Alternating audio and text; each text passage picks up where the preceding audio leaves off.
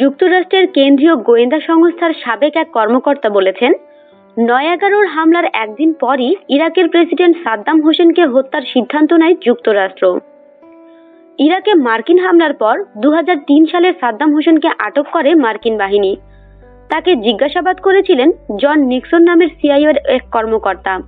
Nixon বলেন, তৎকালীন মার্কিন প্রেসিডেন্ট জর্জ ডব্লিউ বুশের প্রশাসন ইরাকে অসমাপ্ত কাজ রয়েছে বলে বিবেচনা করেছিল এবং একদিনেই তারা সিদ্ধান্ত মনস্থির করে ফেলেছিল। নিক্সন বলেন, তখন প্রকৃত অর্থেই আমরা বুঝতে পারিনি অসমাপ্ত কাজ বলতে কি বোঝানো হয়েছে, তবে আমরা বুঝতে পারছিলাম বুশ প্রশাসন ইরাকে কিছু একটা করতে চায়। বুশ প্রশাসনের প্রথম দিকের দিনগুলো সম্পর্কে নিক্সন বলেন, আমরা ওই শব্দ পেয়েছিলাম যাতে বলা হয় তারা ইরাককে অসমাপ্ত কাজ হিসেবে দেখছে। নিক্সন আরও বলেন, আপনি জানেন তারা একদিনেই মনস্থির করে ফেলেছিল। ৯/১১ এর একদিন পর সাদ্দাম হোসেনের মৃত্যু পরোয়ানায় স্বাক্ষর করা হয়।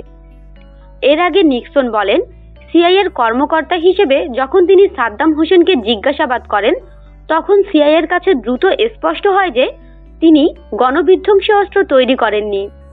জন নিক্সন আগেও ইরাক যুদ্ধের বিরুদ্ধে অনেকবারই কথা বলেছেন।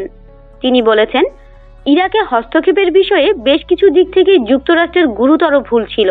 জন নিক্সনের লেখা the briefing the president the interrogation of Saddam Hossain নামের বইয়ে বলেছেন, সাদ্দামকে ইরাক শাসন করতে দেওয়া উচিত ছিল। আমাদের সাথেই থাকুন আর সাবস্ক্রাইব করুন।